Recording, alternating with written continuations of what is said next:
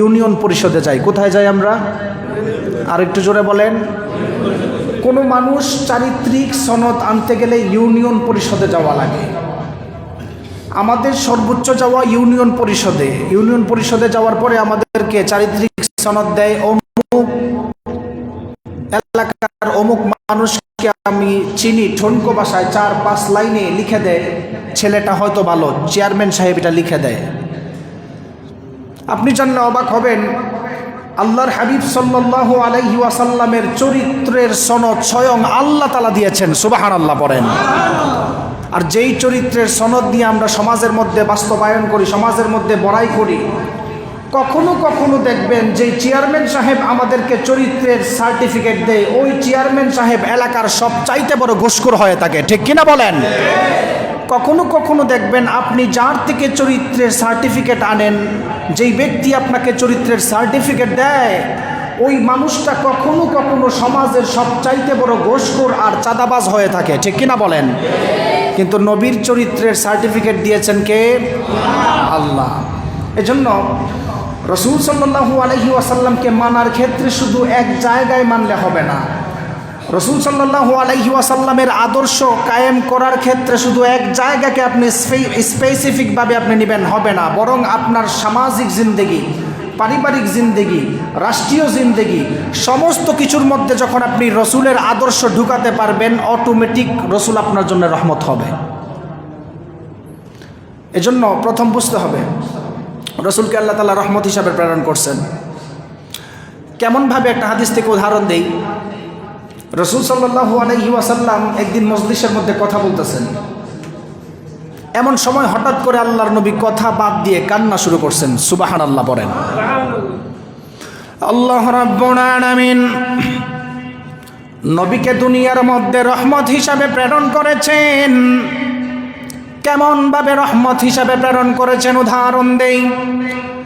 আমাদের সমাজের মানুষ নবীর আদর্শ মানার ক্ষেত্রে কিছু কিছু জায়গাকে ভাগ করে ফেলেছেন। আমাদের সমাজের মানুষ নবীকে মানার জন্য মসজিদকে নির্ধারণ করেছেন, পারিবারিক জিন্দেগির মধ্যে নবীর আদর্শকে মানে না। আমাদের সমাজের মানুষ নিজের রাষ্ট্রীয় জিন্দেগির মধ্যে নবীর আদর্শকে মানতে চায় না, বিচার করার সময় নবীর আদর্শ মানতে চায় না। শুধু আমরা মুখে মুখে বলি আল্লাহ তাআলা নবীকে প্রেরণ করেছেন রহমত হিসাবে। কেমন রহমত হিসাবে আল্লাহ প্রেরণ করেছেন? আল্লাহর নবী একদিন সাহাবায়ে কেরামদেরকে নিয়ে কথা বলতেছিলেন, এমন সময় হঠাৎ করে কান্না শুরু করলেন। একজন সাহাবী বলল, ইয়া রাসূলুল্লাহ, হঠাৎ করে কেন কান্না শুরু করেছেন? কান্নার কারণ কি? আল্লাহর নবী বলল, সাহাবায়ে কেরাম, আমি আমার শেষ জমানার ভাইদের কথা স্মরণ করে কান্না করতেছি। সুবহানাল্লাহ। শেষ জমানার ভাইদের কথা স্মরণ করে, মানে আমি আমার ভাইদের কথা স্মরণ করে কান্না করতেছি। হাদিসে এইভাবে আসছেন। তো এক সাহাবী বলল, ইয়া রাসূলুল্লাহ, আপনার তো দুনিয়াতে কোনো ভাই নাই, কোন ভাইয়ের কথা আপনি স্মরণ করতেছেন আর হঠাৎ করে কান্না শুরু করছেন? কেমন রহমত, একটু শুনে নেন। এমন সময় সাহাবী যখন এই প্রশ্ন করল, আমার নবী সাহাবায়ে কেরামদেরকে বলল, সাহাবীরা রে, আমি আমার ভাইদের করার কথা স্মরণ করতেছি। শেষ জমানার উম্মতরা হলো আমার ভাই। সাহাবায়ে কেরাম বলল, ওগো আল্লাহর নবী, শেষ জমানার উম্মতরা যদি আপনার ভাই হয়, আমরা তো আপনার সঙ্গে চলাফেরা করি, আমরা কি আপনি আমাদেরকে বলেন? আল্লাহর নবী বললেন, ও সাহাবায়ে কেরাম, তোমরা হলো আমার সাথী, তোমরা আমার সাথী, তোমরা আমার সাথী। আল্লাহর নবী কয়েকবার এই কথাটা বলেছেন, কিন্তু আল্লাহর নবী ইঙ্গিত করে বলেছেন, শেষ জমানায় এমন কিছু উম্মত সমাজের মধ্যে আসবে, শেষ যুগের মধ্যে এমন কিছু উম্মত হবে যারা আমি নবীকে না দেখার পরেও আমাকে ভালোবাসবে, আমি নবীর জন্য নির্দ্বিধায় জীবন দিয়ে দিবে, আমি নবী তাদেরকে ভাই বলে সম্বোধন করলাম। সুবহানাল্লাহ। শুধু ভাই বলে সম্বোধন করে আল্লাহর নবী ক্ষান্ত হন নাই। সাহাবায়ে কেরামদেরকে আরেকটা বিষয় সুন্দর করে জানালো, ও সাহাবায়ে কেরাম, শেষ জমানার উম্মতদেরকে আমি ভাই বলেছি, এতটুক বলে আমি ঠান্ডা হয়ে যাই নাই, ক্ষান্ত হই নাই। হাসরের ময়দানে যখন লেভেল প্লেইং ফিল্ডের মধ্যে মানুষদের বিচার কার্য শুরু হবে, ও সাহাবায়ে কেরাম, আমি যদি তোমাদের দিকে একবার তাকাই, আমি আমার শেষ জমানার উম্মত, শেষ জমানার ভাইয়ের দিকে 100 বার ফিরায় ফিরায় তাকাবো সুবহানাল্লাহ। মানে আপনার দিকে আমার দিকে 100 বার নবী ফিরায় তাকাবেন। সাহাবীর দিকে যদি একবার তাকায় তাহলে আমাদের দিকে, আমাদের মতো উম্মতের দিকে আল্লাহর নবী 100 বার তাকাবেন। সুবহানাল্লাহ বলেন। এখন আপনি বলেন তো দেখি, আপনার দিকে আমার দিকে হাসরের ময়দানে নবী যে 100 বার ফিরে তাকাবেন, এই তাকানোর জন্য আমাদের ভিতরে কোয়ালিটির দরকার আছে না নাই? আপনি কি মনে করেন শুধু কোয়ান্টাম দিয়ে আপনি হয়ে যাবেন, কোয়ান্টিটি দিয়ে হয়ে যাবেন? কোয়ালিটির দরকার আছে না নাই? আপনি যে উম্মত, আপনি যে রসুলের সঠিক উম্মত, এটা আপনার আগে উপলব্ধি করতে হবে। আমাদের সমাজের মানুষের সবচাইতে বড় সমস্যা হচ্ছে আমরা ইসলাম কায়েম করা এটা মসজিদের ভিতরে, দেওয়ালের ভিতরে আটকায় দিয়েছি। ইসলামের যত কিছু হবে সব মসজিদের ভিতরে, মসজিদের বাহিরে আর কিছু হবে না, এমন ধরনের কিছু মুসলমান আছে না নাই? মনে রাখবেন, এই ধরনের চিন্তার কোনো মুসলিম যদি সমাজে থাকে 5 ওয়াক্ত নামাজ পড়ে, নামাজ পড়তে পড়তে দাগ ফেলে দেয়, মসজিদ থেকে বের হয়ে সমাজের মধ্যে জুলুম চালু করে, মসজিদে আসলে বিরাট বড় হাজী সাহেব থাকে, মনে রাখবেন ওই মানুষ কখনো নবীর সুপারিশ পাবে না। বিশ্ব নবী সাল্লাল্লাহু আলাইহি ওয়াসাল্লাম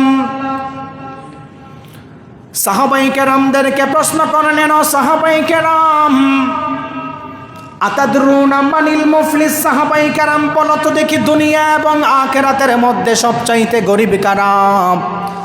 সাহাবায়ে কেরাম বলল, আল মুফলিসু ফিনা মান লা দিরহাম লাহু ওয়ালা মাতাম। ওগো আল্লাহর নবী, দুনিয়ার মধ্যে যাদের টাকা পয়সা নাই, যাদের ধন দৌলত নাই, ঘর বাড়ি নাই, তারাই হলো গরিব। আমি যদি আপনাদেরকে প্রশ্ন করি, আপনাদের ঈসাপুরা এলাকার মধ্যে সবচাইতে গরিব কারা? আপনারা আমার সঙ্গে সঙ্গে উত্তর দিবেন, আমাদের এলাকার মধ্যে যাদের ঘর বাড়ি নাই, টাকা পয়সা নাই, সমাজের মধ্যে ভিক্ষা করে, তারাই হলো গরিব। সাহাবায়ে কেরাম এই জবাবটা দিয়েছিল। আল্লাহর নবী বললেন, ও সাহাবায়ে কেরাম, তোমাদের জবাব হয় না, তোমরা জবাবটা শুনে নাও, খুব ভয়ঙ্কর জবাব। ইন্নাল মুফলিসা মিন উম্মতি মান ইয়াতি ইয়াউমাল কিয়ামাতি বিসালাতিন ওয়া যাকাতিন ওয়া সিয়ামিন ওয়া কাদাফা হাযা ওয়া আকালা মালা হাযা ওয়া সাফাকা দামা হাযা। আল্লাহর নবী বললেন, এমন কিছু উম্মত থাকবে নামাজ পড়তে পড়তে কপালের মধ্যে কালো দাগ ফেলে দিবে। এমন কিছু উম্মত সমাজের মধ্যে থাকবে, হজ করবেন, যাকাত দিতে দিতে ধন সম্পদ কমে যাবে, কিন্তু মসজিদে ইবাদত করবে, মসজিদের বাহিরে গিয়ে আল্লাহর নবীর আদর্শ মানবে না। সাফাকা দামা হাযা বলা হয়েছে, মানুষদের উপর জুলুম করবেন, রক্ত মানুষদের শরীরের মধ্যে রক্তাক্ত হামলা করবেন। ওই মানুষগুলি যতই নামাজ পড়ুক, হাসরের ময়দানে কখনো ছাড় পাবে না। সাহাবায়ে কেরাম আমার নবীকে বলল, ইয়া রাসূলুল্লাহ, এরপরে কোন উম্মতগুলি হাসরের ময়দানে ছাড় পাবে না? আল্লাহর নবী বললেন, আকালা মালা হাযা, যেই সমস্ত উম্মতগুলি 5 ওয়াক্ত নামাজ পড়বে, রোজা রাখবে, হজ করবে, যাকাত দেওয়ার পরেও মানুষদের মাল সম্পদ অন্যায়ভাবে ধ্বংস করবে, ওই মানুষরা কখনো ছাড় পাবে না। আপনি তাকায়া দেখেন, আমাদের সমাজের অধিকাংশ মানুষ 5 ওয়াক্ত নামাজ পড়ে, আবার সমাজের মধ্যে জুলুম করে, এমন আছে না নাই? অভাব নাই। 5 ওয়াক্ত নামাজ পড়ে আপনি দাগ ফালাই দিতেন। বুখারীর স্পষ্ট রাওয়ায়াত, সহিহ হাদিস আপনাদেরকে বলতেছে। আতাদরুনা মানিল মুফলিস? সাহাবায়ে কেরাম বলো তো দেখি, দুনিয়া এবং আখিরাতে গরিব কারা? সাহাবায়ে কেরাম বলছিল, ইয়া রাসূলুল্লাহ, সবচাইতে গরিব হচ্ছে যাদের টাকা নাই। কিন্তু আল্লাহর নবী বলেন, ইন্নাল মুফলিসা মিন উম্মতি মান ইয়াতি ইয়াউমাল কিয়ামাতি বিসালাতিন ওয়া যাকাতিন ওয়া সিয়ামিন। 3টা কথা বলছেন আল্লাহর নবী। নামাজ পড়ে, রোজা রাখে, সব কিছু করে, কিন্তু বিচার করার সময় মানুষদের উপর জুলুম করে, এমন আছে না নাই? অভাব নাই। তাহলে আপনি বলেন তো দেখি, সেই নবী কি আপনার জন্য রহমত? হাসরের ময়দানে আপনার জন্য রহমত হবে কোন সময়? যখন আপনার ভিতরে পরিপূর্ণ কোয়ালিটি থাকে। বান্দা হিসাবে গুনাহ করতে পারে, বান্দা হিসাবে মানুষ গুনাহ করবে, এটাই বাস্তব। মানুষ হিসাবে গুনাহ করবে, আল্লাহর কাছে তওবা করবে, রসুল সুপারিশ করবেন, এটাও বাস্তব। কিন্তু কাদের জন্য, কাদের দিকে 100 বার ফিরে তাকাবেন, এটা আপনার বুঝতে হবে। আচ্ছা বলেন তো দেখি, আপনারা কেউ রসুল সাল্লাল্লাহু আলাইহি ওয়াসাল্লামের পিছনে কেউ নামাজ পড়ছে? এই বাংলাদেশে কেউ আছে? আমরা নবীর পিছনে খাবার খাইছি কোনোদিন? আমরা খাবার খাই নাই, নবীর সঙ্গে যুদ্ধও যেতে পারি নাই, নবীকে দেখার সৌভাগ্য হয় নাই। অনেক মানুষ আমরা আছি, নবীর রওজাও দেখার সৌভাগ্য হয় না আমাদের। আপনি জানলে অবাক হবেন, ইসলামে অনুসরণ প্লাস অনুকরণটা এত গুরুত্বপূর্ণ। রাসূল সাল্লাল্লাহু আলাইহি ওয়াসাল্লামের পিছনে নামাজ পড়তো আব্দুল্লাহ বিন উবাই বিন সালুল, পৃথিবী বিখ্যাত মুনাফিক হিসাবে নাম লিখছেন। কার পিছনে নামাজ পড়তো? আপনি কি মনে করেন ইসাপুর কেন্দ্রীয় জামে মসজিদে আশরাফ আলী সাহেবের পিছনে আপনি নামাজ পড়েন? আপনি বড়জোর বাংলাদেশের গ্র্যান্ড মুফতির পিছনে নামাজ পড়েন? আব্দুল্লাহ বিন উবাই বিন সালুল স্বয়ং নবীর পিছনে নামাজ পড়তো, কিন্তু তার জিন্দেগির মধ্যে রাসূল সাল্লাল্লাহু আলাইহি ওয়াসাল্লামের আদর্শের একটা দিক ছিল না, সেটা হচ্ছে রাসূল সাল্লাল্লাহু আলাইহি ওয়াসাল্লামের রাজনৈতিক সিস্টেমটা সে অস্বীকার করতে, এই কারণে সে মুনাফিক হয়ে মারা গেছে। আল্লাহ রাব্বুল আলামিন কোরআন নাযিল করার মাধ্যমে দুনিয়ার মানুষদেরকে জানানো, এই কোরআন নাযিল করার মাধ্যমে আল্লাহ সমস্ত কিছুর সমাধান দিয়েছেন। আল্লাহর নবীকে প্রেরণ করেছেন রহমত হিসাবে। আল্লাহর নবী কেমন রহমত ছিলেন একটা হাদিস থেকে বললে আপনারা বুঝতে পারবেন। বিশ্বনবী সাল্লাল্লাহু আলাইহি ওয়াসাল্লাম সমাজের মধ্যে বিচার কার্য করতেন, ইনসাফের সহিত কার্য করতেন। আল্লাহর নবী বললেন, ও সাহাবায়ে কেরাম, এমন একটা জমানার মধ্যে মানুষগুলি উপনীত হয়ে যাবে যেই জমানার মধ্যে সঠিক বিচার থাকবে না, সঠিক বিচার থাকবে না, অন্যায়ভাবে মানুষদেরকে হত্যা করা হবে। যেই মানুষগুলি অন্যায় করে নাই তাদেরকে অন্যায়কারী বানায়া ফাঁসি দেওয়া হবে, এমন সমাজে আমরা পড়েছি। বিশ্বনবীর জমানায় এমন একটা ঘটনা ঘটেছিল। আল্লাহর নবীর সাহাবীরা তখন চিন্তা করলো কি করা যায়। বুখারীর একটা হাদিস বললে আপনারা সুন্দর করে ভালো করে বুঝতে পারবেন। আম্মা জান আয়েশা রাদিয়াল্লাহু তাআলা আনহা থেকে বর্ণনা এসেছেন, আহাম্মাতহুমুল মারআতুল মাখজুমিয়াতুল্লাতী সারাকাত, সেই জমানার সবচাইতে এক বড় বংশের মহিলা চুরি করেছিল। বনু মাখজুমি সম্ভ্রান্ত ফ্যামিলির একজন মহিলা চুরি করেছে। আল্লাহর নবী বললেন, শেষ জমানার মানুষগুলি ধ্বংস হওয়ার অন্যতম কারণ হলো নবীর আদর্শ থাকবে না। সমাজের সম্ভ্রান্ত মানুষরা যদি চুরি করে তাদের বিচার করা হবে না। এক চোখে তেল আর এক চোখে পানি দিয়ে সমাজের বিচার কার্য হবে, এমন আছে না নাই? কোনো প্রভাবশালী ফ্যামিলির মানুষ যদি চুরি করে দেখবেন তাদের বিচার এলাকার মানুষ করতে চায় না। এটা আপনার ব্যক্তিগত রোগ না, এটা রসুলের জমানায় এরকম ঘটনা ঘটছিল। আপনি চিন্তা করে দেখেন রসুলের বিচার কার্য সিস্টেম কেমন ছিল। আপনি খুব অবাক হবেন। আমাদের সমাজের কথা রসুল 1450 বছর আগে বলে গেছেন যে এমন এক জমানায় মানুষ উপনীত হবে যেই জমানার মধ্যে মানুষ, সম্ভ্রান্ত ফ্যামিলির মানুষরা যদি সমাজে কোনো অন্যায় করে তাদেরকে কোনো বিচার করবে না, কিন্তু গরিব ফ্যামিলির কেউ অন্যায় করলে তার উপর পরিপূর্ণ হক জারি করে বিচার করে। এক চোখে তেল এক চোখে পানি, এটা আমাদের সমাজে আছে না নাই? আমাদের সমাজের সবচাইতে বড় অধঃপতন হওয়ার মূল কারণ হচ্ছে সমাজের বিচার, সমাজের সংসদ ব্যবস্থা এমনভাবে ধ্বংস হয়ে গিয়েছেন সেখানে সঠিক বিচার কখনো পাওয়া যায় না। আল্লাহওয়ালাদেরকে জঙ্গি বলে সেখানে জেলের মধ্যে ঢুকায়, এমন আছে না নাই? অ্যাভেলেবেল আছে। আপনি শুধু মিলান, আমি হাদিস বলতেছি। আহম্মাতহুমুল মারআতুল মাখজুমিয়াতুল্লাতী সারাকাত, বনু মাখজুমি গোত্রের সম্ভ্রান্ত ফ্যামিলির মহিলা চুরি করেছেন। সম্ভ্রান্ত ফ্যামিলির মহিলা চুরি করার পরে সেই এলাকার মানুষ চিন্তা করতেছেন এই মহিলার ফ্যামিলি ব্যাকগ্রাউন্ড খুব হাই কোয়ালিটি, তাকে যদি আমরা বিচার করি, তার যদি হাত কাটা হয়, ইসলামের হদ অনুযায়ী হাত কাটা হয়, তাহলে তো তার ফ্যামিলির সমস্ত মানুষের ইজ্জত চলে যাবে। যেই চিন্তাটা বর্তমানে আপনি করেন। মানুষরা তখন চিন্তা করলো কি করা যায়। আল্লাহর নবীর কাছে যদি বিচার দেওয়া হয়, আল্লাহর নবী তো ইসলামের আইন অনুযায়ী যত সম্ভ্রান্ত ফ্যামিলির মানুষ হোক না কেন হাত কেটে দিবে। সেই এলাকার মানুষ চিন্তা করেছিল বিচারটাকে কি কোনোভাবে কমানো যায় কিনা। এলাকার মানুষ পরামর্শ করে উসামা ইবনে যায়েদ রাদিয়াল্লাহু তাআলা আনহুর কাছে হাজির হয়ে গেলেন।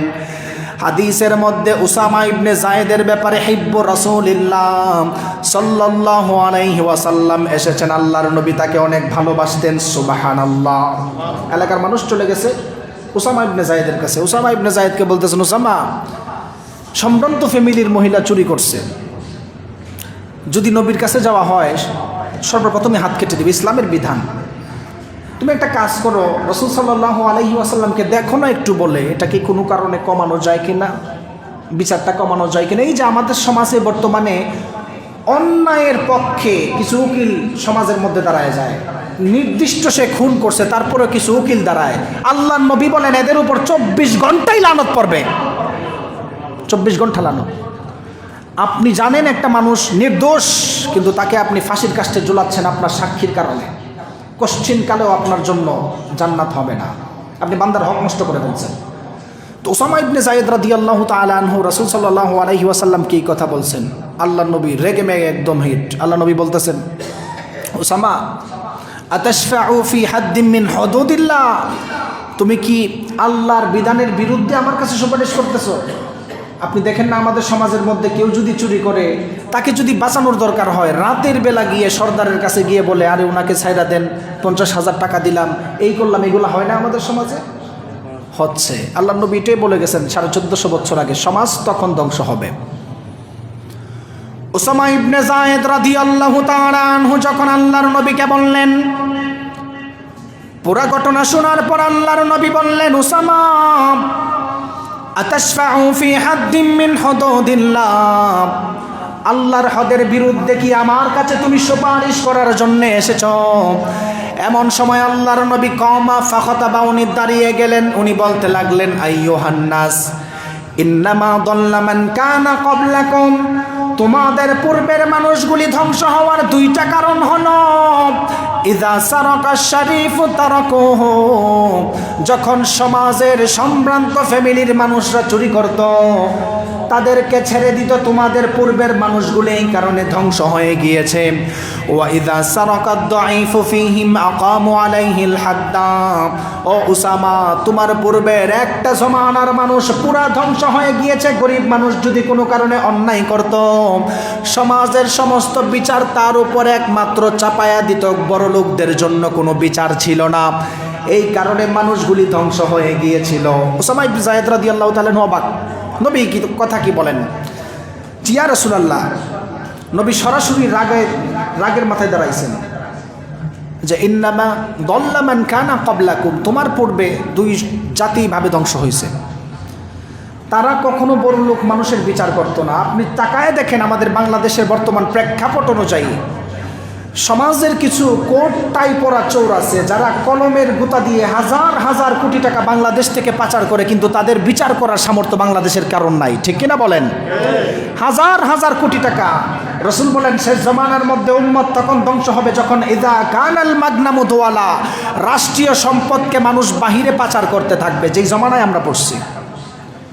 আল্লাহ নবী বলেন মানুষ দামি মানুষদেরকে ছেড়ে দিত চুরি করলে, ইদা সারাকা শরীফু তারাকুহু, তাদেরকে ছেড়ে দিত, কিন্তু দুর্বল মানুষরা যখন কোনো কারণে কোনো জিনিস চুরি করতো তার হাত কাটে দিত।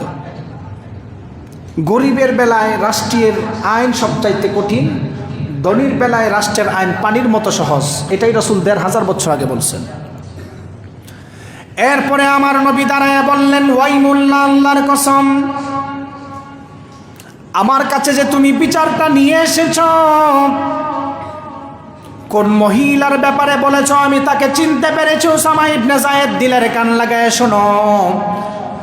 আইয়ুহান নাস দ্বারা বলেছেন সমস্ত মানুষ শুনে নাও, ওয়াইমুল্লাহ, আল্লাহর কসম, লাউ আন্না ফাতিমাতা বিনতাম মুহাম্মাদিন সাল্লাল্লাহু আলাইহি ওয়াসাল্লাম, যদি আমি নবীর মেয়ে ফাতেমা রাদিয়াল্লাহু তাআলা আনহা সারাকাত চুরি করত, লাকাতা মুহাম্মাদুন ইয়াদাহা, আল্লাহর নবী কোনো দ্বিধা দ্বন্দ্ব ছাড়াই তার হাতটাকে কেটে দিতাম, বেইনসাফি করতাম না। সুবহানাল্লাহ, এটা বুঝতে পারছেন আল্লাহর নবী কতটুকু বিচার কার্যের ক্ষেত্রে ইনসাফ করতেন? তাহলে রসুল আপনার জন্য আদর্শ তখনই হবে, এই এলাকার মধ্যে যারা সর্দার আছেন বিচার সালিশ করেন, তখনই আপনার জন্য রসুল রহমাতুল লিল আলামিন হবে, যখন আপনি বিচারটাকে এক চোখে তেল আর এক চোখে পানি দিয়ে না করেন। কথা বুঝতে পারছেন? লাউ আন্না ফাতিমাতা বিনতা মুহাম্মাদিন সাল্লাল্লাহু আলাইহি ওয়াসাল্লাম সারাকাত লাকাতা মুহাম্মাদুন ইয়াদাহা, আমার মেয়ে ফাতেমাও যদি কোনো কারণে চুরি করতো, কোনো কারণে, উনি উদাহরণের ক্ষেত্রে বুঝাইছেন, নিজের মেয়ের ক্ষেত্রে, লাকাতা মুহাম্মাদুন ইয়াদাহা, আমি তার হাত কেটে দিতাম, নির্দ্বিধায় হাত কেটে দিতাম, কোনো স্বজন প্রীতি করতাম না। বিশ্বনবী কেমন ইনসাফ করতেন এবার শোনেন। আল্লাহর নবী ছোটবেলা থেকে ইনসাফ করতেন। উনি আম্মার রাদিয়াল্লাহু তাআলা আনহুর সঙ্গে চলাফেরা করতেন, সমাজের মধ্যে চলাফেরা করতেন।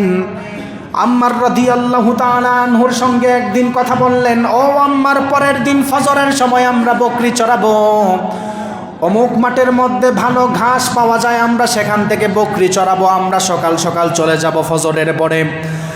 আল্লাহর নবী আম্মার রাদিয়াল্লাহু তাআলা আনহুর সঙ্গে এই কথা বলে উনি ওনার বাড়িতে চলে গেলেন। চুক্তি করছেন দুই বন্ধু একসাথে। নবী বড় হওয়ার পরে ইনসাফওয়ালা হন নাই, উনি জন্মের পর থেকে ইনসাফওয়ালা ছিলেন, পৃথিবীর শ্রেষ্ঠ ইনসাফওয়ালা। যে কারণে খ্রিস্টান ধর্মের অন্যতম একজন ব্যক্তি হচ্ছে মাইকেল এইচ হার্ট, একটি বই লিখেছেন, the 100 ranking of the most influential personality in the world. বইটা লিখছেন, অনেকে আপনারা জানেন ইতিহাস, এগুলো বলার দরকার নাই। খ্রিস্টান ধর্মের অন্যতম ব্যক্তি মাইকেল এইচ হার্ট বলতেছেন, আমি 100 মহামনীষীর জিন্দিগি লিখেছি, সেখানে আইজ্যাক নিউটন, আলবার্ট আইনস্টাইন আর যারা যারা আছেন বিখ্যাত মনীষীর জীবনী লিখছেন। খ্রিস্টান ধর্মের ব্যক্তি বলেন, সবার জীবনী রিসার্চ করার সময় আমি পরিপূর্ণ জিন্দিগি কারোর পাই নাই, একমাত্র মুসলিম ধর্মের শেষ নবী মুহাম্মদুর রাসূলুল্লাহ সাল্লাল্লাহু আলাইহি ওয়াসাল্লামের জিন্দিগি, পরিপূর্ণ জিন্দিগি পাইছি। ওনার জিন্দিগি যারাই ফলো করবে, যে কোনো ধর্মের মানুষ ফলো করুক, ইমানের সহিত অটোমেটিকলি নাজার যেতে জরিয়া হবে। সুবহানাল্লাহ বলেন। উনি একজন খ্রিস্টান ব্যক্তি, ওনার বইয়ের সর্বপ্রথম জীবনী যাদেরকে দিয়ে উদ্বোধন করবেন সেটা আমার নবীর জীবনী দিয়ে শুরু করছেন। সুবহানাল্লাহ। আপনি বুঝতে পারছেন, খ্রিস্টান ধর্মের ব্যক্তি রসুলের ব্যাপারে চিন্তায়। কিন্তু দুঃখজনক বিষয় হচ্ছে আমাদের সমাজের মানুষ রসুলের উম্মত হয়েছে ঠিক আছে, কিন্তু রসুলের সিরাত সম্পর্কে তাদের কোনো জ্ঞান নাই। আম্মার রাদিয়াল্লাহু তাআলা আনহুর সঙ্গে চুক্তি করছেন, পরের দিন সকালবেলা অমুক মাঠের মধ্যে ঘাস খাওয়াবেন। কথা বুঝিয়েন আপনি। আমাদের চরিত্র এত অধঃপতনে নামছে, রসুল সাল্লাল্লাহু আলাইহি ওয়াসাল্লাম সাধারণ ঘাস খাওয়া নিয়ে যে ইনসাফ প্রতিষ্ঠা সমাজের মধ্যে করেছেন, আপনি নবীর উম্মত হওয়ার পরে, আমি নবীর উম্মত হওয়ার পরে আমাদের ভিতরে নবীর আদর্শ না থাকার কারণে আপন ভাইয়ের জায়গা পর্যন্ত নিজের নামে জুলুম করে লিখে নেই। এমন আছে না নাই? আল্লাহর নবী বললেন, পরের দিন সকালবেলা আমরা ঘাস খাওয়াবো। ঘটনাক্রমে আল্লাহর নবী সকালবেলা তাড়াতাড়ি চলে গেল।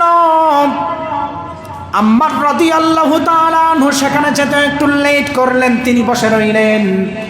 আল্লাহর নবী ছাগলগুলিকে একটা কর্নারের মধ্যে আটকায় রাখলেন, উনি ছাড়েন নাই। আম্মার রাদিয়াল্লাহু তাআলা আনহু কিছুক্ষণ পর গিয়ে বলল, বন্ধু তুমি যেহেতু আগে আসছো, তোমার ছাগলটা আগে ছাড়লেই পারতা, কেন বসে রইলা আমার জন্য? আল্লাহর নবী বললেন, ও আম্মার, তোমার সঙ্গে তো গতকালকে আমি চুক্তি করেছিলাম একসঙ্গে ঘাস খাওয়াবো। আমি মাঠে আসছি, আমার ছাগল যদি আগে আগে ছাইরা দেই তাহলে ভালো ভালো ঘাসগুলা আমার বকরিগুলা খেয়ে ফেলবে, তোমার বকরি ভালো ঘাস পাবে না। এই জন্যে বসে রইলাম, একসাথে চড়াবো। সুবহানাল্লাহ। সাধারণ ঘাস। আপনার কাছে আমার ঘটনা, এই হাদিসগুলা খুব ঠনকো লাগতেছে, কিন্তু মানুষ চেঞ্জ হওয়ার জন্য এতটুকুই যথেষ্ট, যদি আপনি গভীরতা বুঝতে পারেন। সাধারণ ঘাস খাওয়ানোর ক্ষেত্রে রসুল সাল্লাল্লাহু আলাইহি ওয়াসাল্লাম বলতেছেন, আমি তোমার সঙ্গে কি বলছিলাম, ওয়াদা করছিলাম একসাথে ঘাস খাওয়াবো। এখন যদি মাঠে আমি আগে ছাইরা দিই তাহলে তো ভালো ঘাসগুলো আমার ছাগল খাইবে, আর তোমার ছাগল তো পাবে না, ভালো ঘাসগুলো পাবে না, হয়তো কম পাবে। যাতে এইখানের মধ্যে কোনো ইনসাফের ক্ষেত্রে কম বেশি না হয়, এই জন্য তোমার জন্য আমি বসে আছি। আল্লাহর নবী একটা ঘাস খাওয়ানোর ক্ষেত্রে, পশুকে ঘাস খাওয়াবে, এটার ক্ষেত্রে আল্লাহর নবী সর্বোচ্চ ইনসাফের পরিচয় দিয়েছিলেন। সুবহানাল্লাহ। আর আপনি কোন কোয়ালিটির উম্মত, আমি কোন কোয়ালিটির উম্মত?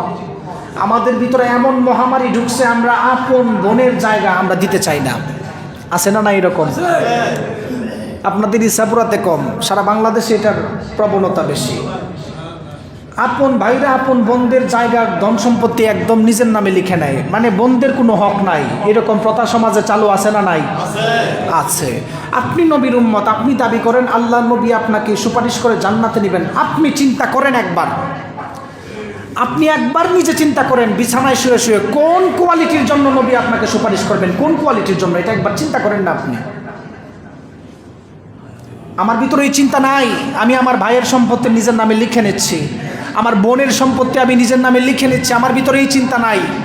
আমরা তো পাইকারিভাবে কুল্লু মাউলুদিন ইউলাদু আলাল ফিতরাতিল ইসলাম, জন্মগতভাবে মুসলমান হয়েছি আমরা, কিন্তু কষ্ট করেই মুসলমান হই নাই।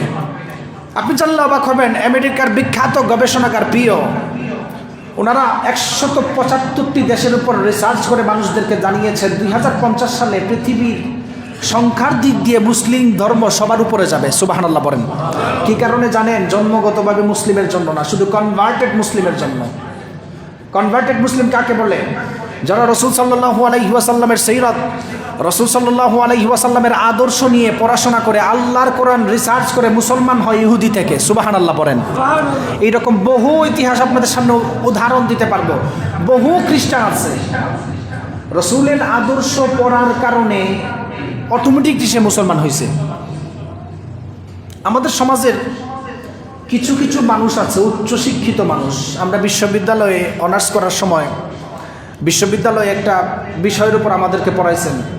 এই যে আপনাদের বর্তমান বাংলাদেশের ধর্মীয় উপদেষ্টা ডক্টর আফম খালেদ হোসাইন হাফেজাহুল্লাহ, ওনার কাছে আমরা পড়েছি আল কোরআন ওয়াল মুস্তাশরিকুন। এই কিতাব পড়ার পরে সমাজের বড় দুইটা ফিতনা আমরা সামনে পেয়েছি। রসুলের আদর্শ নিয়ে সমাজের বড় দুইটা ফিতনা পেয়েছি। কয়টা ফিতনা? দুইটা ফিতনা। আপনারা কথাগুলি একটু বুঝেন। আমাদের সমাজের সবচাইতে বড় ফিতনা হচ্ছে সমাজের উচ্চ শিক্ষিত মানুষ বাহিরের থেকে ডক্টরেট করার পরে বাংলাদেশে বা দেশে আইসা যেটা বলে, সমাজের নিম্ন শ্রেণীর মানুষ বিনা দলিলে এটাকে বিশ্বাস করে ফেলে। চিন্তা করে, প্রফেসর সাহেব এই কথা বলতেছেন, হুজুর সাহেব এই কথা বলতেছেন, উনি তো একটা কলেজের প্রফেসর, উনি এই কথা বলতেছেন, এটা মনে হয় সত্য। এটা গুমরাহির প্রথম আলামত। আমাদের সমাজে দেখবেন কিছু কিছু মানুষ আছে যারা রসুল সাল্লাল্লাহু আলাইহি ওয়াসাল্লামের আদর্শকে, রসুল সাল্লাল্লাহু আলাইহি ওয়াসাল্লামের সিরতকে, রসুল সাল্লাল্লাহু আলাইহি ওয়াসাল্লামের সুন্নতকে সুন্নতি মানতে চায় না। কিছু শিক্ষিত মানুষ সমাজ আছে না? না এরকম। আপনাদের কাছে নতুন লাগতে পারে, বাংলাদেশে এইরকম দলের অভাব নাই যারা রসুল সাল্লাল্লাহু আলাইহি ওয়াসাল্লামের সুন্নতকে ইসলামের দলিলই মানে না। এর মূল কারণ কি? আমাদের ইংরেজরা আমাদেরকে 190 বছর শাসন করছেন। কত বছর? সবাই একটু বলেন, কত বছর? ইংরেজরা যখন 190 বছর আমাদেরকে শাসন করেন, বাংলাদেশ সহ সাবকন্টিনেন্টাল যত দেশগুলো আছে সব ধনীদের 7 নম্বর কাতারে ছিল। ইংরেজরা এই এশিয়া মহাদেশের মধ্যে আসার পরে একটা জিনিসই দেখছে, তাদের সঙ্গে অস্ত্র দিয়ে যুদ্ধ করে পারা যাবে, কিন্তু তাদের ঈমানের সঙ্গে যুদ্ধ করে পারা যাবে না। সুবহানাল্লাহ বলেন। ঈমানকে ধ্বংস করার জন্য আল কোরআন ওয়াল মুস্তাশরিকুন, সমাজের মধ্যে ওরিয়েন্টালিস্ট বিশ্বাসী কিছু মানুষ আছে, প্রাচ্যবাদ, ওরিয়েন্টালিস্টদেরকে বিশ্বাস করে সমাজে কিছু কথা ছড়ে দেয়। রাসূল সাল্লাল্লাহু আলাইহি ওয়াসাল্লামকে আল্লাহ তাআলা বলছেন, ওয়ামা আরসালনাকা ইল্লা রাহমাতাল লিল আলামিন, এই কথা বিশ্বাস করতে চায় না। আপনাদেরকে উদাহরণ দিই, 1802 সালে একজনের জন্ম হয়েছিল, গোল্ড জিহাদ। 1903 সালে জোসেফ শ্যাক্ট, দুইজন ইহুদি লেখকের কথা আপনাদের সামনে বলতেছে। আমাদের সমাজের মানুষ বাহিরের দেশে পড়াশোনা করে, অক্সফোর্ড ইউনিভার্সিটিতে পড়াশোনা করে, টরেন্টো ইউনিভার্সিটিতে পড়াশোনা করে, বোস্টন ইউনিভার্সিটিতে পড়াশোনা করে, আরও যত বড় বড় বিশ্ববিদ্যালয় আছেন, ইউরোপিয়ান বিশ্ববিদ্যালয়ে পড়াশোনা করেন, ভালো কথা, আপনি আমার দেশের গর্ব। কিন্তু সেই সমস্ত দেশ থেকে পড়াশোনা করার পরে বাংলাদেশে আইসা সর্বপ্রথম রাসূল সাল্লাল্লাহু আলাইহি ওয়াসাল্লামের সিরতকে অস্বীকার করার মূল কারণগুলি তুলে ধরি। 1800 সালে বই লিখছেন, origin of Muhammadan jurisprudence, aspect of Islamic civilization, Mister Arberry Nicholson, এইগুলা বই লিখছেন। কি বই লিখছেন? রাসূল সাল্লাল্লাহু আলাইহি ওয়াসাল্লামের সিরতের ধারাবাহিক জিন্দেগি নিয়ে একজন ইহুদি ব্যক্তি বই লিখছেন। রাসূল সাল্লাল্লাহু আলাইহি ওয়াসাল্লামের রাজনৈতিক ব্যাকগ্রাউন্ড নিয়ে একজন ইহুদি ব্যক্তি বই লিখছেন। রাসূল সাল্লাল্লাহু আলাইহি ওয়াসাল্লামের সামাজিক চরিত্র নিয়ে একজন ইহুদি ব্যক্তি বই লিখছেন। গোল্ড জিহাদ, জোসেফ শেখ, দুইজনের নাম মনে রাখবেন, গুগলে গিয়ে সার্চ করবেন।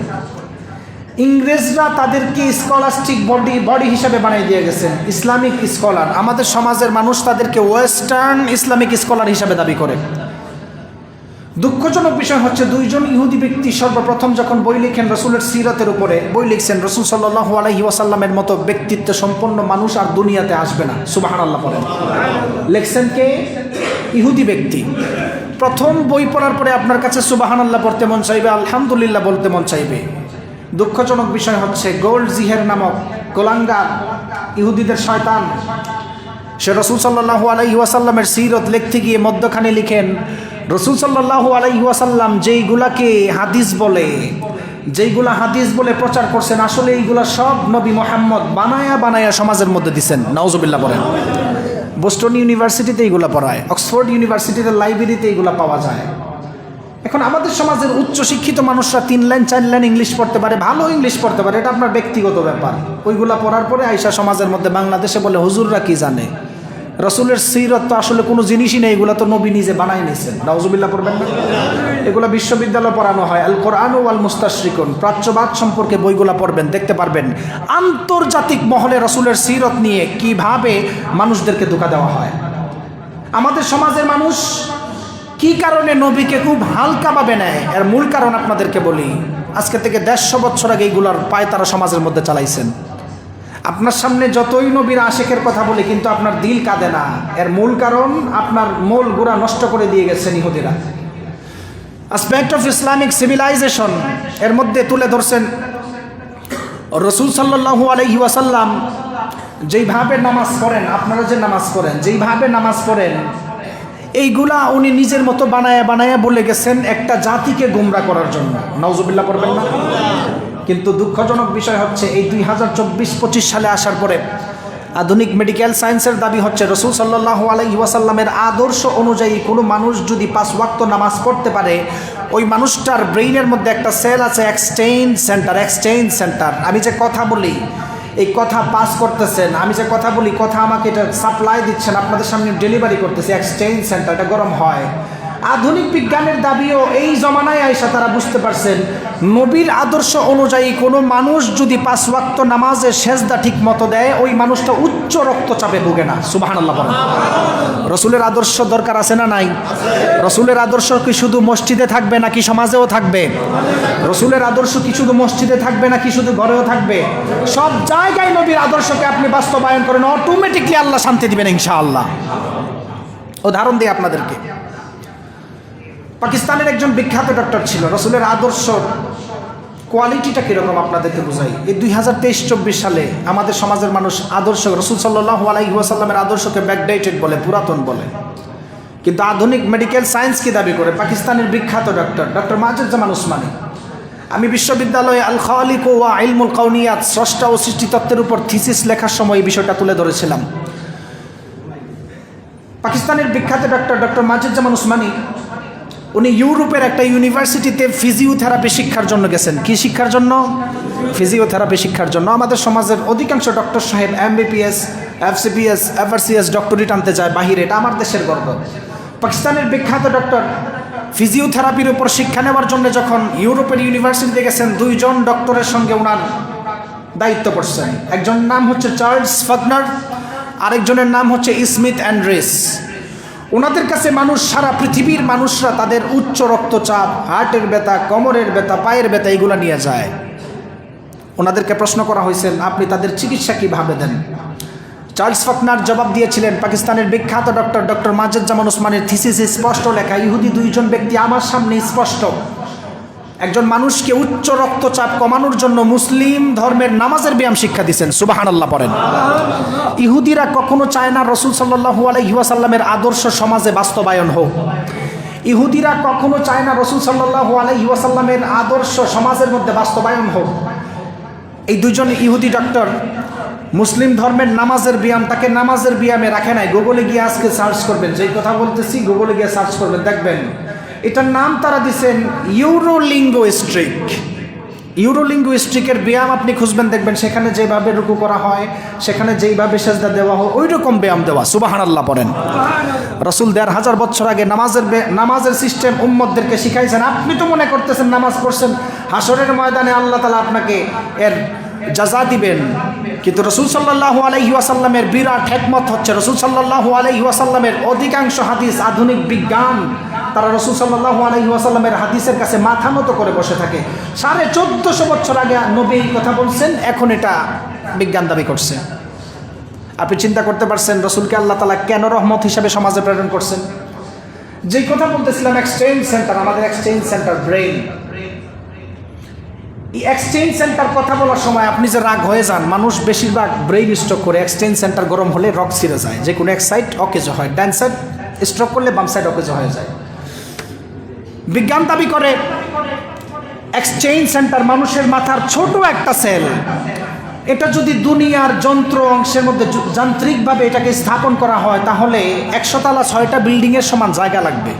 সুবহানাল্লাহ পড়বেন না? আমার কথা কি কঠিন লাগতেছে আপনাদের কাছে? ব্রেইনের শুধু একটা সেল, যেটা দিয়ে আপনি কর্ম সম্পাদন করেন, এই যে আমি কথা বলতেছি, আমাকে এটা সাপ্লাই করতেছেন, আমি আপনাদের সামনে ডেলিভারি করতেছি। এই এক্সচেঞ্জ সেন্টারে সবচাইতে বেশি গুরুত্ব বহন করে। রাসূল সাল্লাল্লাহু আলাইহি ওয়াসাল্লামের হাদিসগুলোকে মানুষ, সমাজের মানুষ ব্যাকডেটেড বলে আপনাদেরকে উদাহরণ দিয়ে যায়।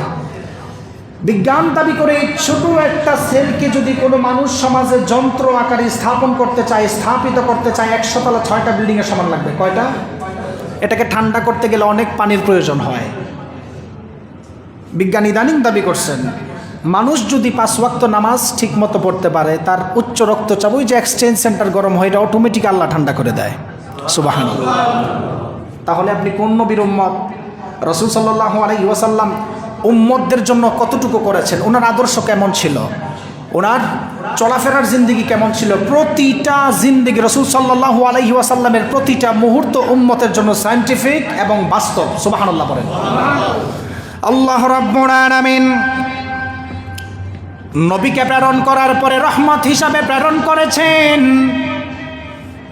আল্লাহ তাআলা বললেন, যেই সমস্ত বান্দাগুলি দুনিয়ার মধ্যে, সমাজের মধ্যে চলাফেরার ক্ষেত্রে আল্লাহর নবীর আদর্শ নিজের ভিতরে ফিট করবে, আল্লাহর নবীর আদর্শ অনুযায়ী চলাফেরা করবে, আল্লাহ তাআলা ওই মানুষটার জিন্দেগির সমস্ত গুনাহগুলি মাফ করে দেয়, মানুষটার গুনাহগুলি মাফ করে দেয়। আপনি তাকায় দেখবেন আমাদের সমাজের মানুষ রাসূল সাল্লাল্লাহু আলাইহি ওয়াসাল্লামের আদর্শ মানবে দূরের কথা, আদর্শগুলিকে পার্থক্য করে ফেলে, এমন আছে না নাই? আদর্শ পার্থক্য করে। আদর্শ কিভাবে পার্থক্য করে? আপনি বলবেন হুজুর এই জিনিসটা তো বুঝলাম না। আদর্শ পার্থক্য করে।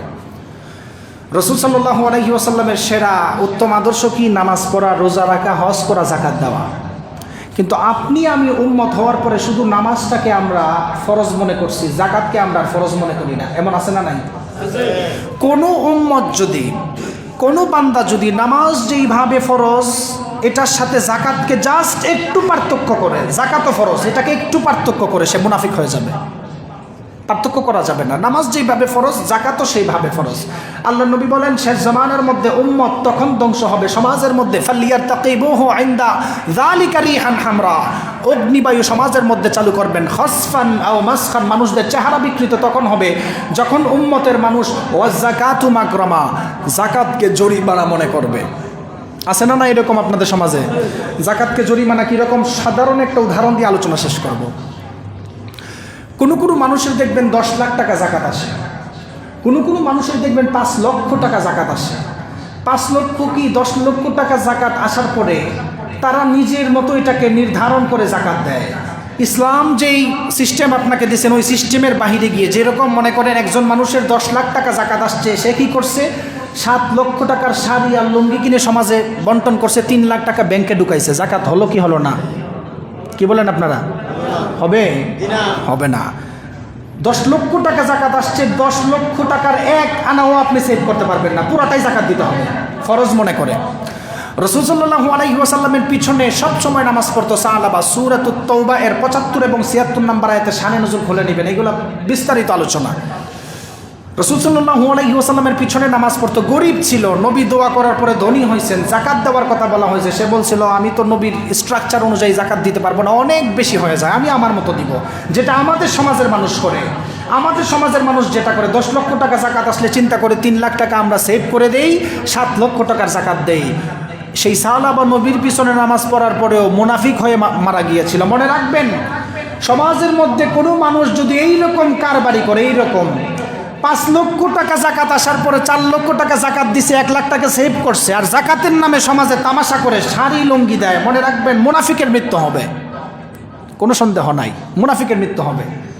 এজন্য যাকাত নিয়ে জরিমানা মনে করা, যাকাত নিয়ে উঠানামা করা, এগুলো করা যাবে না। রাসূলের আদর্শ এটা ছিল। রাসূল বলছেন, ফালিয়ারতাকিবুহু ইনদা যালিকা রিহান হামরা খসফান আও মাসকান, মানুষের চেহারা বিকৃত হবে, মানুষের চেহারা বিকৃত হবে। আল্লাহ নবী কথা বলছেন, আপনি শুনলে অবাক হবেন। মানুষের চেহারা আল্লাহ বিকৃত করবে তো দূরের কথা, মানুষই এখন মানুষ থাকতে চায় না, মানুষ জানোয়ার বনে গেছে এখন। কীরকম? গত 2 বছর আগে আমেরিকার একজন বিখ্যাত পপ তারকা $10 লাখ ইউজ করে তার চেহারা মানুষের সুন্দর আকৃতি ছিল, এটাকে বিড়ালের আকৃতি বানাইছেন। নাউজুবিল্লাহ পড়বেন না? আমাদের সমাজের মানুষ আর মানুষ থাকতে চায় না, স্টাইল করতে গিয়ে সার্জারি করে মানুষের চেহারা বিকৃত করে ফেলে। এই 2025 সালের একটা জরিপ আপনাদেরকে বলি, সারা ওয়ার্ল্ডের 10টা হিংস্র প্রাণী নিয়ে লিস্ট করা হয়েছেন। কয়টা হিংস্র প্রাণী বলেন তো? 10টা। একটু কথা বলিয়ে না, আলোচনা শেষ, জাস্ট টাইমের নামাজ হবে। কয়টা হিংস্র প্রাণী নিয়ে? 10টা। পৃথিবীর সবচাইতে খারাপ প্রাণী যেটা প্রথম নম্বরে পড়ছেন মশা, যার কামড়ে সারা ওয়ার্ল্ডের মধ্যে 7,25,000 মানুষ মারা যায়। কত হাজার? 7,25,000। সাধারণ একটা মশা, পৃথিবীর সবচাইতে হিংস্র প্রাণী, যারে একটা থাপ্পড় দিলে হাড্ডি গুড্ডি সব ভাঙে যায়। পৃথিবীর দ্বিতীয় নম্বর সবচাইতে ভয়ঙ্কর প্রাণী হচ্ছে মানুষ, যাদের দাঙ্গা হাঙ্গামার কারণে সমাজের মধ্যে প্রচুর পরিমাণ প্রায় 3.5 লক্ষ কি 4 লক্ষ মানুষ সারা ওয়ার্ল্ডে মারা যায়। এখন এটা মাত্রাধিক বাড়ছে। পৃথিবীর তৃতীয় নাম্বার সবচাইতে খারাপ প্রাণী হচ্ছে কুকুর, যার কামড়ে সারা পৃথিবীতে প্রায় এই বছর 2.5 লাখ মানুষ মারা গেছে। এরপরে সাপ।